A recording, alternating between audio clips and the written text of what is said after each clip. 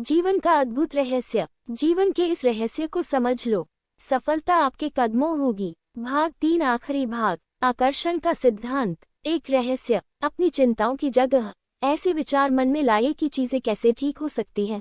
चिंता आपसे वह प्रदर्शित करवा सकती है जिससे बचने का आप प्रयास कर रहे हैं। जब चिंता सामने आए तब उसे यह कहकर चुनौती दीजिए कि उनके वास्तविकता में बदलने की संभावना कितनी है। फिर सोचिए कि अतीत में जब आप चिंतित हुए थे तब क्या हुआ था। उसके बाद सोचिए कि आप जिसकी चिंता कर रहे हैं अगर वह वास्तव में हो ही जाए तो बुरे से बुरा क्या हो सकता है। आपको संभवतः एहसास होगा कि लॉन्ग रन में यह कोई इतनी बड़ी बात नहीं है। जैसे कि मान लीजिए कि आपको चिंता है कि प्रेजेंटेशन के दौरान आपको शर्मिंदा होना पड़ेगा। ऐसा होने की कितनी संभावना है? क्या पहले कभी ऐसा हुआ है? अगर आपसे गड़बड़ हो ही गई तब क्या उससे सचमुच कुछ बिगड़ेगा? क्या 1 साल के बाद आपको इसकी याद भी रहेगी? आपको शायद समझ में आ जाएगा कि आपकी चिंता वास्तव में किसी बड़ी बात के लिए नहीं थी। इससे आपको यह सोचने में भी मदद मिलेगी कि आपका जीवन अगले 5 या 10 सालों में क्या होगा। जिस चीज के लिए आज आप चिंतित हैं तब क्या उसका कुछ मतलब भी होगा? शायद नहीं। जैसे कि आप किसी टेस्ट में फेल होने को लेकर चिंतित हो सकते हैं, मगर संभावना यह है कि 5 साल बाद आपको उस टेस्ट की याद भी नहीं रहेगी। अगर आप चिंता करना बंद नहीं कर सकते तब अपनी चिंताओं को एक जर्नल में लिख डालिए। फिर जर्नल को हटा दीजिए ताकि आप विचारों को अपने दिमाग से निकाल सकें। स्वयं को पॉजिटिव रहना सीखने का समय दीजिए, क्योंकि यह काम कठिन हो सकता है। शुरू में आपके लिए अपने विचार पॉजिटिव रखना कठिन हो सकता है। निगेटिव विचारों का आपके पास लौट कर आना स्वाभाविक है, मगर जानबूझकर निगेटिव विचारों का सामना करके आप स्वयं को पॉजिटिव पर फोकस कर सकते हैं। उनको स्वीकार करिए, नकार दीजिए, उसके बाद उसकी जगह कुछ पॉजिटिव लाइए। अभ्यास से समय के साथ आप अधिक पॉजिटिव हो सकते हैं।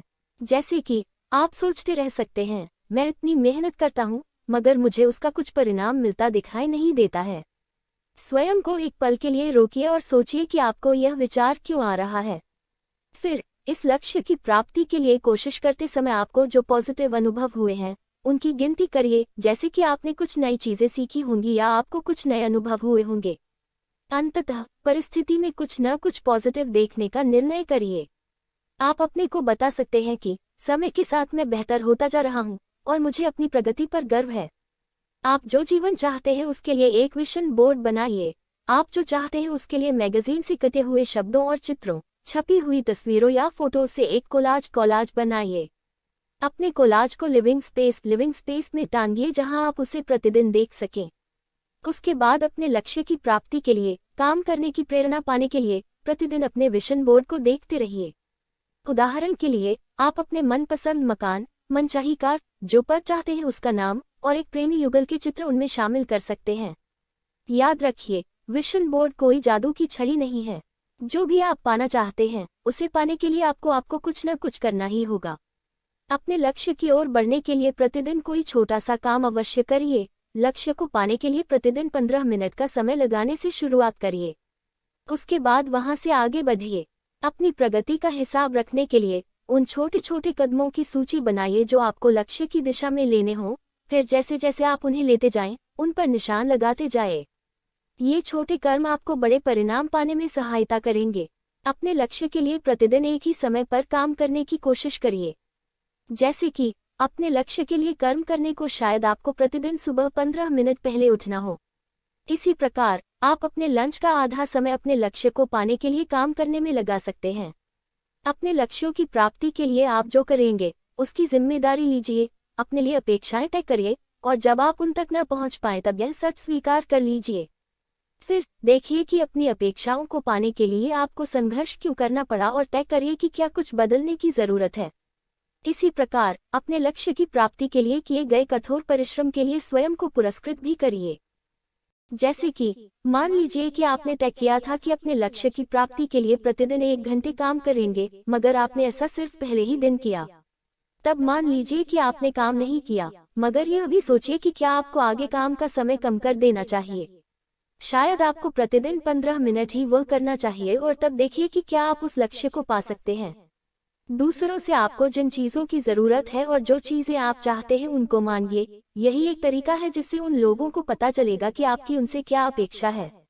आपके मन की बात तो कोई जान नहीं सकता, इसलिए आपको लोगों को बताना पड़ेगा कि आप क्या सोच रहे हैं। आपको अपनी जरूरतों और इच्छाओं के बारे में साफ साफ और ईमानदारी से बता देना चाहिए, और तभी शायद आपको वह सब मिलेगा। मान लीजिए कि आप किसी दोस्त के साथ घूमना फिरना चाहते हैं, तब यह कहने की जगह काश इस वीकेंड के लिए मेरे कुछ प्लान्स होते, ऐसा कहिए, सुनो, शुक्रवार की शाम को मेरे साथ फिल्म देखने चलोगी। अगर आप चाहते हो कि आपका रूममेट घर के कामों में और मदद करे, तब यह मत कहिए कि काश यह जगह और साफ रहती। इसकी जगह कहिए कि आप अपने गंदे कपड़े हैम्पर में और अपना सामान कॉमन एरिया से बाहर रखोगे। स्वयं को कर्म करने के लिए प्रेरित करने हेतु पॉजिटिव सेल्फ टॉक का इस्तेमाल करिए। अपने बारे में निगेटिव विचारों का आना एक स्वाभाविक बात है, मगर यह आपको काम करने से रोक सकता है। जब आप खुद को निगेटिव तरह से सोचते हुए पाएं, तब अपने से सवाल पूछिए और उस विचार की जगह पॉजिटिव विचार ले आइए। इसके अलावा अपने आप को रास्ते पर रखने के लिए अपने मनपसंद पॉजिटिव मंत्र का अपने लिए पूरे दिन पाठ करते रहिए। मान लीजिए कि आप अपने को यह सोचते हुए पाते हैं, मैं कभी भी बढ़िया सार्वजनिक भाषण नहीं दे पाऊंगा। इस विचार का विरोध यह कहकर करिए कि सभी लोग कभी न कभी तो शुरुआत करते ही हैं और अभ्यास से सुधार हो सकता है। फिर खुद को बताए, हर बार सार्वजनिक भाषण के बाद मैं सुधर ही रहा हूँ। पूरे दिन अपने लिए ऐसा पॉजिटिव मंत्र दोहराते रहिए, मैं अपने सपनों का जीवन जी रहा हूँ, मैं सफल हूँ, या मुझ में से खुशी की किरणें निकलती है। समझ लीजिए कि दुर्घटनाओं, बीमारी या आपके नियंत्रण के बाहर की घटनाओं के लिए आप दोषी नहीं हैं। सभी को कभी न कभी कठिनाइयों का सामना करना ही पड़ता है। इसमें नौकरी चली जाना, बीमारी आना या घायल होना शामिल सकता है। जब ये चीजें हों, तब खुद को दोष मत दीजिए, क्योंकि यह तो सभी के साथ होता ही है। मान लीजिए कि जब आप अपनी कार चला रहे हों तब कोई आपसे गाड़ी लड़ा दे। यह एक दुर्घटना है और आपने इसे नहीं किया है। अपने को दोष मत दीजिए। बिना कठिनाई के किसी का जीवन परफेक्ट नहीं हो सकता है, चाहे वह आकर्षण के नियम जैसे टूल का इस्तेमाल ही क्यों न कर रहा हो। उनसे बचने के स्थान पर कठिनाइयों के प्रति अपने प्रत्युत्तर को बदलने पर फोकस करिए। आप सभी बुरी चीजों को होने से रोक नहीं सकते, क्योंकि यह तो असंभव है, मगर आप उनके लिए बेहतर प्रतिक्रिया देना चुन सकते हैं। परेशान होने की जगह कठिनाइयों को जीवन का हिस्सा समझकर स्वीकार करिए। फिर सहायता के लिए उन लोगों की ओर हाथ बढ़ाए जिन्हें आपकी परवाह हो।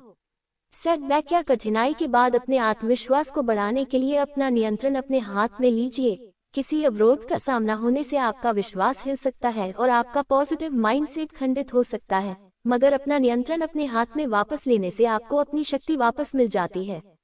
आगे बढ़ने के लिए आप जो काम कर सकते हैं उनकी सूची बनाने से शुरुआत करिए।